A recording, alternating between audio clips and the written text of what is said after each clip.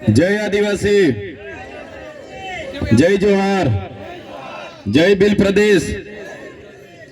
થાકી ગયા લાગે છે કે બધા સવારે વહેલા બોલાવ્યા છે રસિકભાઈ લોકો, એટલે કદાચ જમ્યા વગર આવ્યા છે એવું લાગે છે.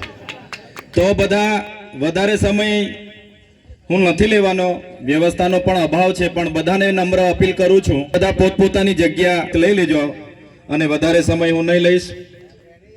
આજના જનજાગૃતિ અને મંચસ્થ ઉપસ્થિત છોટાઉદેપુર જિલ્લાના પ્રમુખ શ્રી એવા રાધિકાબેન રાઠવા, નર્મદા જિલ્લાના પ્રમુખ શ્રી એવા નિરંજનભાઈ વસાવા, ટીનાભાઈ રંજનભાઈ, મંચસ્થ તમામ આદરણીય સન્માનીય આગેવાનો, સાથે સાથે આ વિસ્તારના જુદા જુદા ગામોમાંથી પધારેલા વડીલો, યુવાનો, માતા બહેનો, ભૂલકાઓ, પ્રેસ મીડિયાના મિત્રો અને કાયદો અને વ્યવસ્થા જળવાય એ સંબંધિત ઉપસ્થિત પોલીસ અધિકારીઓ, બધાને ચૈતર વસાવાના જોહાર, ઉલ ગુલાન જિંદાબાદ.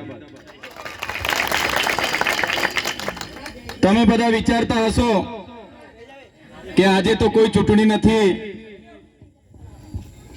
કોઈ જાહેરનામું નથી, અને આ મીટિંગ શાના માટે રાખવામાં આવી છે. ત્યારે સાથીઓ, અમે તમને મળવા માટે આવ્યા છે. ઘણીવાર આપણા વિસ્તારના આગેવાનો ફોન કરે કે અમે મળવા માટે ડેડિયાપાડા આવીએ, ઘણીવાર કે અમારી આ રજૂઆતો છે. ત્યારે આજે નવા વર્ષના પહેલા દિવસે તમને બધાને મળીને પ્રકૃતિને પ્રાર્થના કરીએ છીએ કે આવનારું નવું વર્ષ સૌ માટે સુખ, શાંતિ, સમૃદ્ધિ સાથે સ્વચ્છ નિરોગી, સૌને સ્વસ્થ નિરોગી આયુષ્ય પ્રદાન કરે એવી પ્રાર્થના કરીએ છીએ. સાથે સાથે તમે ને અમે બધા જાણીએ છીએ, હમણાં મંચસ્થ ટીનાભાઈએ કીધું કે ગુજરાતમાં આટલા ધારાસભ્ય છે 182, પણ એમાં આપણા ચૈતરભાઈ સાહેબ જ બોલે છે. પણ અહીં બેઠેલા તમામ યુવાનો, વડીલો, માતા બહેનોને હું અપીલ કરું છું, ઘણા આગેવાનોએ મને સાહેબ સાહેબ સાહેબ કરીને કારના બોલે છે, પણ હું કોઈ સાહેબ નથી. મને તમારો ભાઈ, તમારો દીકરો બનાવીને રાખશો તો ગમશે. મારે કોઈ સાહેબ ભાઈ બનવું નથી, મારે કોઈ મસીહા બસિયા બનવું નથી, મારે કોઈ સાહેબગીરી બનવું નથી. કેમ કે તમે મને સાહેબ બનાવશો તો તમારો ને અમારો અંતર વધી જશે, એટલે મને ભાઈ બનાવીને તમારે રાખવાનો છે. રાખશો ને બધા? સાથીઓ, હું તમને કહી દઉં, ગુજરાતમાં 27 બેઠકો આદિવાસીઓ માટે રિઝર્વ બેઠકો છે. એમાં તમારી છોટાઉદેપુરની પણ 3 આવી ગઈ, અમારી નર્મદાની પણ 2 આવી ગઈ. એમાં ડેડિયાપાડામાંથી હું ચૂંટાયેલો છું. તો 27 બેઠકો પર તો બીજી કોઈ જાતિવાળા લડતા નથી. લડે છે કોણ? આપણા આદિવાસી લોકો જ લડે છે. સાચી વાત છે કે ખોટી વાત છે? હા, પાર્ટીઓ અલગ અલગ છે. કોઈ ભાજપમાંથી લડે છે, કોઈ કોંગ્રેસમાંથી લડે છે, કોઈ આમ આદમી પાર્ટીમાંથી લડે છે, કોઈ બીટીપી માંથી લડે છે, કોઈ ભારત આદિવાસી પાર્ટીમાંથી લડે છે, કોઈ સપામાંથી લડે છે, કોઈ બહુજન સમાજ પાર્ટીમાંથી લડે છે. પણ આખરે ચૂંટાઈને તો આદિવાસી જ વિધાનસભામાં જાય છે ને. 27 બેઠકો આદિવાસીઓ માટે અનામત છે. છેલ્લે ચૂંટાઈને તો આદિવાસીઓ 27 જણ જ વિધાનસભામાં જાય છે. બધાએ બોલવું પડે, પણ જ્યારે આદિવાસી સમાજને માટે બોલવાની વાત હોય, 1-2 ધારાસભ્યને છોડીને કોઈ આદિવાસી ધારાસભ્ય વિધાનસભામાં આપણા સમાજ માટે બોલતા નથી. કેમ કે એ લોકોને ટિકિટની ચિંતા છે. આજે આટલો બધો આપણા વિસ્તારમાં અન્યાય અત્યાચાર થાય છે, કોઈ બોલતું નથી. એમને પાર્ટીએ રિમોટથી ચલાવે છે. પાર્ટી એમની પાર્ટીની ટિકિટથી પડેલી છે. ત્યારે આજે તણખલાના આ મંચ પરથી હું તમને કહેવા માંગુ છું, હું જે વિધાનસભામાંથી ચૂંટાઈને આવું છું એ આદિવાસી રિઝર્વ એટલે કે આદિવાસી અનામત બેઠક છે.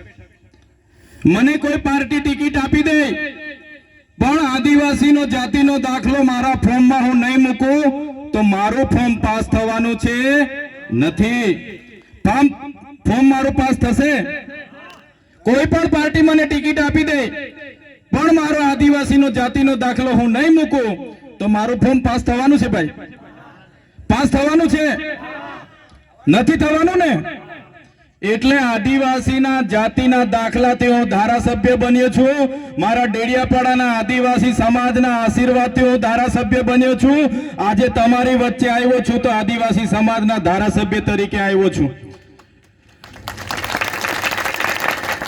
જે દિવસે મારી પાર્ટી પણ આદિવાસી સમાજ માટે બોલતા મને રોકશે, તે દિવસે સૌથી પહેલા મારી પાર્ટીના પાટિયા ચૈતર વસાવા પહેલા ઉતારીને મૂકી દેશે. આ ખુલ્લા મંચ પરથી કહીએ છીએ અમે. આદિ અનાદિ કાળથી વસનારો અમારો આદિવાસી સમાજ છે. આદિવાસી સમાજની સંસ્કૃતિ હજારો વર્ષ જૂની છે. સિંધુ ખીણની સંસ્કૃતિમાં તમે જોઈ લેજો, હડપ્પાની સભ્યતામાં જોઈ લેજો. એ આદિવાસી સંસ્કૃતિ 10-12 વર્ષ પહેલાની આપણી સંસ્કૃતિઓ છે. અહીંના મૂળ માલિકો છે આપણે. આદિવાસી હોય, એસસી હોય, માઇનોરિટી હોય, ઓબીસી હોય, આપણે આ દેશના મૂળ માલિકો છે. આજે મૂળ માલિકોની હાલત શું બનાવી દીધી છે? આજે મૂળ માલિકોને આજે મજૂર બનાવીને રાખી દીધા છે. તમે જોઈ લો આજે મૂળ માલિકોની હાલત શું છે. મેં નથી કહેતો, આપણું દેશનું બંધારણ કહે છે કે આદિવાસી આ દેશનો મૂળ માલિક છે. 5મી અનુસૂચિનું 220 આર્ટિકલ ક કહે છે, સુપ્રીમ કોર્ટ કહે છે કે આદિવાસી આ દેશનો માલિક છે. આર્ટિકલ 243 ક તમે વાંચી લેજો. આદિવાસીની જમીન કોઈ ત્રીજો વ્યક્તિ લઈ ન શકે, એમાં પ્રાવધાન છે. પૈસા 1996 તમે વાંચી લેજો. 12નો વ્યક્તિ આદિવાસીઓમાં જમીન નહીં લઈ શકે. 73 તમે જોઈ લો, આદિવાસીઓની જમીન બિન આદિવાસીઓ નહીં લઈ શકે. આટલા બધા સંવિધાનમાં પાવર આપ્યા છે. સંવિધાન અને સુપ્રીમ કોર્ટ કહે છે આદિવાસી એનો મૂળ માલિક છે. છતાં આજે મૂળ માલિકને આ સરકારોએ આજે તમે જોઈ લો આપણો ઇતિહાસ. રામાયણ ઉઠાવીને વાંચી લેશો. સબરી ભીલનો જે ઇતિહાસ છે, નિષાદ રાજાની જે વાત આવે છે, એ કોણ હતા? એ ભીલ હતા. મહાભારત ઉઠાવીને વાંચી લેજો. એકલવ્ય જે અંગૂઠો કાપીને આપી દીધા ગુરુ દ્રોણાચાર્યને, એ કોણ હતા? એ આપણા આદિવાસી ભીલ હતા. તમે મહારાણા પ્રતાપનો ઇતિહાસ વાંચી લેજો. જ્યારે હલ્દી ઘાટીનું યુદ્ધ થયું, મહારાણા પ્રતાપના પોતાના ભાઈએ પણ એનો સાથ છોડી દીધો. ત્યારે પૂંજા ભીલે આખી સેના લઈને મહારાણા પ્રતાપ સાથે ઉભા હતા. એ આપણા આદિવાસી ભીલો હતા. તમે શિવાજી મહારાજનો ઇતિહાસ વાંચી લેજો. શિવાજી મહારાજ સાથે દુધાબેલ આખી ફોજ જે ભીલોની હતી, એ આપણા આદિવાસીઓની હતી. મિત્રો તમે જોઈ લો દેશની આઝાદીનો ઇતિહાસ. બિરસા મુંડા હોય, ખાજ્યા નાયક હોય, ટાટિયા ભીલ હોય, જયપાલસિંહ મુંડા હોય કે ગુરુ ગોવિંદસિંહ હોય, દેશના આઝાદીમાં અંગ્રેજો સામે એમણે ઉલગુલાન જાહેર કર્યો. હજારો લોકો મરી ગયા. માનગઢની વાત કરું, 17/11/1913 ના રોજ ગુરુ ગોવિંદગીરીની આગેવાનીમાં માનગઢ ખાતે સ્વાયત્ત રાજ માટે એ લોકોએ સભા યોજી. આ સભામાં અંગ્રેજો અને ત્યાંના સામંત રાજાઓએ ગોળીબાર કર્યો. 1507 લોકો ત્યાં મરી ગયા. ગુરુ ગોવિંદજીને પણ પગમાં ગોળી વાગી. હજારો લોકો ઘાયલ થઈ ગયા. એનો ઇતિહાસ કોઈ આજે ઇતિહાસમાં નથી. ત્યારે સાથીઓ આપણા એ પૂર્વજોમાંથી એ આપણા પૂર્વજો હતા. ત્યારે હું તમને ગર્વ સાથે કહું છું, આટલી જૂની સંસ્કૃતિ, ધર્મપૂર્વી સંસ્કૃતિ આપણી છે. દેશની આઝાદીમાં આપણે આટલું બધું યોગદાન આપ્યું છે. સમાજમાંથી આપણે આવીએ છીએ. જ્યારે દેશને આઝાદી મળી, જ્યારે નર્મદા ડેમ બનાવવાનો હતો, દેશની વિકાસની વાત હતી, ત્યારે આપણા આદિવાસીઓએ ગામડાને ગામડા નર્મદા ડેમમાં પણ ખાલી કરીને આપ્યા છે. ઉકાઈ ડેમની વાત હોય, કરજણ ડેમની વાત હોય કે કડાણા ડેમની વાત હોય, આ વિસ્તારમાં જ્યારે પણ વિકાસની વાત હતી, આદિવાસીઓને વિસ્થાપિત કરવામાં આવ્યા છે. અને આજે જ્યારે અમારા આદિવાસીઓની વિકાસની વાત આવે છે, ત્યારે આજે શિક્ષકો માટે આંદોલનો કરવા પડે, આજે રોડ રસ્તા માટે આંદોલનો કરવા પડે, આજે શાળાઓ માટે આંદોલનો કરવા પડે. આજે લડેંગે જીતેંગે જિંદાબાદ મુર્દાબાદ કરવું પડે, આજે આવેદન નિવેદન કરવું પડે, આજે રોજગારી માટે લડવું પડે, ત્યારે અમે આ સરકારોને કહેવા માંગીએ છીએ, આઝાદીના 78 વર્ષ પછી પણ જો આ સરકારો અમારા આદિવાસીઓનો વિકાસ કરવા નહીં માંગશે તો આવનારા દિવસમાં તૈયાર થઈ જજો, ભીલ પ્રદેશ બનાવીને રહીશું. દેશનું 29મું રાજ્ય ભીલ પ્રદેશ બનાવીશું અમે, અને એની રાજધાની આપણે કેવડિયા રાખીશું. કેવડિયા કોઈના બાપની તાકાત નથી કે અમારો ભીલ પ્રદેશ અલગ ને રોકે. આ વિસ્તારોમાં અમારા આદિવાસીઓને હિન્દુ મુસ્લિમના નામે લડાવવામાં આવે છે. અમારા આદિવાસીઓને પણ હું કહેવા માંગુ છું, મારા વડીલો, મારા યુવાનો, મારી માતા બહેનોને પણ વિનંતી કરું છું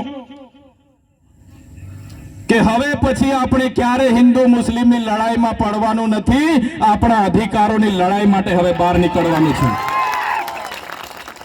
સંવિધાને લડાઈ, સંવિધાને અધિકારો આપ્યા છે, આ સરકારોએ આજ દિન સુધી લાગુ નથી કર્યા, એની લીધે અમારા સમાજની હાલત આ છે. આજે વિકાસની મોટી મોટી વાતો થાય છે, મોટા મોટા બેનરો લગીને બ્રાન્ડિંગ થાય છે, પ્રચાર થાય છે, પ્રસાર કરે છે, અમૃતકાળ અમૃત મહોત્સવ ચાલે છે, ઊંચી ઊંચી પ્રતિમાઓ બનાવી દેવાથી, ઊંચા ઊંચા બિલ્ડિંગો બનાવી દેવાથી, આ વિસ્તારમાંથી નહેરો લઈ જવાથી, આ વિસ્તારમાં હાઈવે લઈ જવાથી અમારા આદિવાસીઓનો વિકાસ થવાનો નથી. અમારા આદિવાસીઓને સારું શિક્ષણ આપો, અમારા લોકોને સિંચાઈનું પાણી આપો, અમારા લોકોને રોજગાર આપો, તો આદિવાસીઓનો વિકાસ થવાનો છે. સાથીઓ, ક્યાં સુધી આપણે લડીશું અને શા માટે? ક્યાં સુધી આપણે ભીખ માંગીશું? સરકારો આવે છે, એમના બહારના એજન્સીઓ વાળા મળતિયાઓ, એનજીઓ વાળા મળતિયાઓ આપણા આદિવાસીઓના બજેટ પર જીવે છે. આ વિસ્તારમાં પણ કેટલાક પ્રાંતી લોકો આવીને નેતા બનીને ફરે છે. એમને પણ કહેવા માંગુ છું, અમારા આદિવાસીઓને અંદર અંદર લડાવવાનું બંધ કરી દેજો. જે રીતે તમે હતા એ રીતના લોટો લઈને પાછા અમે તમારા વતનમાં રવાના કરી દઈશું. અહીંયા લોટા લઈને આવેલા ને અમારા આદિવાસીઓને અંદર અંદર લડાવે છે ને રાજ કરે છે, એવા લોકોને પણ ઓળખી લેજો. જે દિવસે અમારો આદિવાસી જાગશે એ દિવસે આવા લોટા લઈને આવેલા લોકોને પણ ફરી લોટા લઈને પાછા એમના યુપી બિહાર મોકલી આપીશું. આ આદિવાસીઓનું ખૂન છે. અમારા પૂર્વજોએ આઝાદીમાં પણ પોતાનું યોગદાન આપ્યું છે, દેશના વિકાસમાં પોતાનું યોગદાન આપ્યું છે, અને આજે અમારી કરી લેવામાં આવે છે, શ્રી સરકાર કરી લેવામાં આવે છે, કંપનીઓને આપવામાં આવે છે. ત્યારે સાથીઓ, હવે કોઈ આવેદન નિવેદન કરવાની જરૂર નથી, હવે કોઈ જિંદાબાદ મુર્દાબાદ કરવાની જરૂર નથી. નર્મદામાં આટલા બધા વિસ્થાપિત થયા આપણા લોકો, આટલા વર્ષોથી દર દર ભટકે છે. અહીંના નેતાઓ ગોળ ગોળ ફેરવે છે, ખોટા વાયદાઓ કરે છે, મંત્રી તંત્રી પારણા કરાવીને જતા રહે છે. પણ મેં તમને વિસ્થાપિતોનો પણ આજના મંચ પરથી કેમ છું, બાલુભાઈ, હવે તમે બધા તૈયાર થઈ જાઓ. હવે ભીખ નથી માંગવાની. આ લોકો જો નર્મદા વિસ્થાપિતોને યોગ્ય ન્યાય નહીં આપશે, આવનારા દિવસોમાં નર્મદા કેનાલ બંધ કરી દઈશું. તૈયાર થઈ જાઓ. અમે આગેવાની કરવા માટે તૈયાર છે, પોલીસ સામે અમે લડવા માટે તૈયાર છે. પોલીસનો પહેલો દંડો, પહેલી ગોળી અમે ખાઈશું. પણ જો આ નર્મદા વિસ્થાપિતોને ન્યાય નહીં આપશે, પણ જો આ નર્મદા વિસ્થાપિતોને ન્યાય નહીં આપશે, આવનારા દિવસમાં નર્મદાની કેનાલ બંધ કરવા માટે અમે જવા તૈયાર છે. નર્મદા ડેમ આપણો છે, નર્મદામાં ઉત્પન્ન થતી વીજળી આપણી છે, નર્મદાનું પાણી આપણું છે, અહીંયા આપેલી જમીનો આપણી છે, અહીંયા બનેલી જીઆઈડીસીમાં કોલસો નીકળે આપણો છે, આંબા ડુંગરમાં યુરેનિયમ નીકળે આપણો છે. જ્યારે અમારા આદિવાસી બાળકોના શિક્ષકોની વાત આવે, જ્યારે અમારા રોડની વાત આવે, જ્યારે અમારે પીવાના પાણી માંગવા જવાનું હોય તો ભિખારીની જેમ હવે જવાનું નથી. પણ સાથીઓ, હવે તૈયાર થઈ જાઓ, અમે આગેવાન કરવા તૈયાર છે, બસ તમારો સહકાર જોઈએ છે. આ દેશ આપણો છે, અહીંના મૂળ માલિકો આપણે છે. ત્યારે મારા સાથીઓને વિનંતી કરું છું, મારા વડીલો, યુવાનો, હું તળવી, હું વસાવા, હું ચૌધરી, હું ભીલ, હું ગામિત, હું ડામોર, હું બારિયા એમ કરીને અંદર અંદર લડાવવાનું નથી. આપણે આદિવાસીઓ છે. જે દિવસે આપણે આદિવાસી તરીકે મટી જઈશું તે દિવસે તમને ને અમને કોઈ પૂછવાનું નથી. પહેલા આદિવાસી તરીકે આપણે બચવું પડશે. એક તીર એક કમાન, એક તીર એક કમાન. કેમ કે આજે આદિવાસીઓ પાર્ટીઓમાં વેચાયેલા છે, આજે આદિવાસીઓ ધર્મમાં વેચાયેલા છે, આજે આદિવાસીઓ સંગઠનોમાં વેચાયેલા છે. એટલા માટે તમને કેમ છું, પહેલા તમે આદિવાસી છો એ આદિવાસી તરીકે બચો, પછી પાર્ટીઓમાં વેચાજો, પછી ધર્મમાં વેચાજો, પછી સંગઠનોમાં વેચાજો. આજે શું હાલત આપણી બની ગઈ છે? આજે મૂળ માલિકને અહીંયા કેવડિયામાં બાંધી બાંધીને મારીને મારી નાખવામાં આવે છે. યાદ છે તમને? આજે કેવડિયા જેવી આપણો વિસ્તાર, આપણી વસ્તી, આપણી જમીન, છતાં આપણા યુવાનોને બાંધી બાંધીને મરી જાય ત્યાં સુધી મારવામાં આવે છે. આજે મણિપુરમાં જોઈ લો તમે, આપણી આદિવાસી મા બેટીઓને નગ્ન પરેડો કરાવવામાં આવે છે.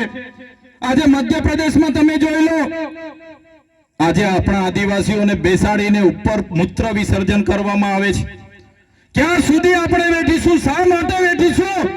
એટલા માટે અમે તમને આહવાન કરીએ છીએ, મારા યુવાનો જાગી જાઓ. અમે આગેવાની લેવા માટે તૈયાર છે. હવે બહાર આવવાની જરૂર છે. આજે દેશમાં 8% આદિવાસી વસે છે. આજે ગુજરાતમાં 15% આદિવાસી વસે છે. મારા સાથીઓ, આજે તમે જોઈ લો આદિવાસી સાથે કેટલો અન્યાય થાય છે. જો ગુજરાતમાં 15% આદિવાસી વસતો હોય તો 100 જજમાં 15 જજ આદિવાસી હોવા જોઈએ કે નહીં હોવા જોઈએ? 100 કલેક્ટરમાં 15 કલેક્ટર આદિવાસી હોવા જોઈએ કે નહીં હોવા જોઈએ? 100 ડીડીઓ 100 એસપી માંથી 15 આદિવાસી હોવા જોઈએ કે નહીં હોવા જોઈએ? 100 મામલતદાર 100 ટીડીઓ માંથી 15 આદિવાસી હોવા જોઈએ કે નહીં હોવા જોઈએ? 100 બિલ્ડરો માંથી 15 આદિવાસી બિલ્ડરો હોવા જોઈએ કે નહીં હોવા જોઈએ? આજે નથી.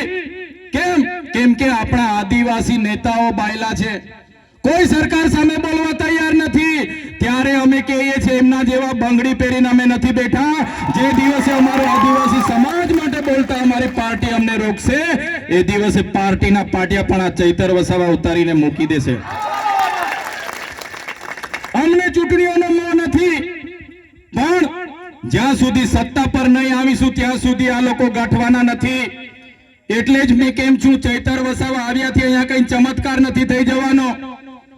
કોઈ માતાજી બાતાજી કે કોઈ ભગવાન તમારો ઉદ્ધાર નથી કરી દેવાના. પોતાના હક અધિકારની લડાઈ તમારે બધાએ લડવી પડશે ને એના માટે તમારે બધાએ બહાર આવી જવું પડશે. સાથીઓ, હું પોતે નથી આવી જવાનો. અહીં મંચ પર બેઠેલા લોકો તમારા ભાગની લડાઈ નથી આવવાના. અમારા સાધુ મહંતો તમારા ભાગની લડાઈ લડવા નથી આવવાના. તમારા ભાગની લડાઈ, તમારા અસ્તિત્વની લડાઈ, સંસ્કૃતિ બચાવવાની લડાઈ, આદિવાસી બચાવવાની લડાઈ આપણે બધા સાથે નીકળીશું તો થવાની છે. આજે તમે જોઈ લો શું હાલત છે. આપણી 15% વસ્તી છે, છતાં 15% કોઈ જગ્યાએ આપણે નથી. ગાંધીનગરની સચિવાલયમાં જશો ત્યાં પણ આપણે 15% નથી. આપણા પોલીસ સ્ટેશનમાં જશો ત્યાં પણ એસસી એસટી ઓબીસી ના પીઆઈ ને સાઈડ પોસ્ટિંગ હશે અને બીજા લોકોને મેન પોસ્ટિંગ હશે. ડીએસપી માં પણ આપણા લોકો સાઈડ પોસ્ટિંગમાં હશે, બીજા લોકોને મેન પોસ્ટિંગમાં હશે. આજે જ્યાં જ્યાં મેન ખાતાઓ હશે ત્યાં આપણા લોકો નથી. એટલા માટે કેમ છું, કેટલું પણ લડેંગે જીતેંગે કરીશું, કેટલું પણ આપણે વિકાસની વાતો કરીશું, કેટલું પણ બજેટ બનશે, પણ જ્યાં સુધી અમલીકરણમાં આપણા લોકો નહીં હશે ત્યાં સુધી આપણો વિકાસ થવાનો નથી. એટલા માટે જ કેમ છું કે દેશનું 29મું રાજ્ય આપણે માંગવું પડશે અને એના માટે બધાએ તૈયાર થઈ જવું પડશે. આજે અમેરિકા જેવો, અમેરિકા આપણા કરતા ઓછી વસ્તી છે, છતાં અમેરિકામાં 50 રાજ્ય છે. જે રીતે તેલુગુ લોકોનું તેલંગાણા બન્યું, જે રીતે તમિલ લોકોનું તમિલનાડુ બન્યું, મરાઠાઓનું મહારાષ્ટ્ર બન્યું, પંજાબીઓનું પંજાબ બન્યું, ગુજરાતીઓનું ગુજરાત બન્યું, જે રીતે ઝારખંડીઓ માટે બન્યું, જે રીતે નાગા લોકો માટે નાગાલેન્ડ બન્યું, એ રીતે આવનાર દિવસોમાં આદિવાસી ભીલ સમુદાય માટે અલગ ભીલ પ્રદેશ અમને જોઈએ, નહીં તો અમે આંદોલન પર ઉતરી જઈશું. આજે તમે જોઈ લો, વડોદરામાંથી છોટાઉદેપુર છૂટું પડ્યું, તમને બધાને ફાયદો થયો કે નુકસાન થયું? ફાયદો થયો કે નુકસાન થયું?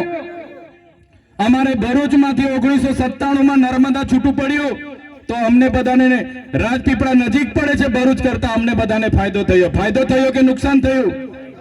તો એવી રીતના 29મું રાજ્ય બનશે, એની રાજધાની કેવડિયા બનશે તો આપણને બધાને ફાયદો થશે કે નુકસાન થશે?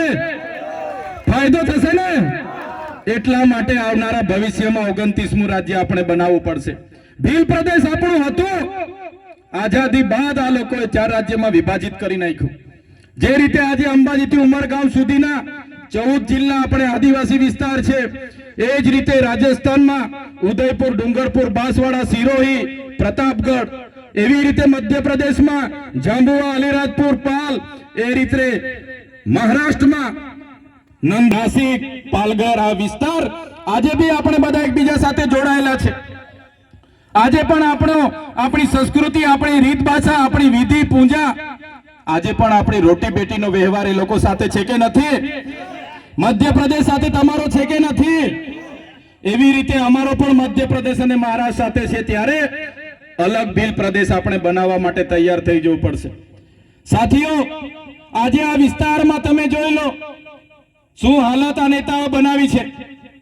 આજે કોઈ પણ નેતા સમાજ માટે બોલવા તૈયાર નથી.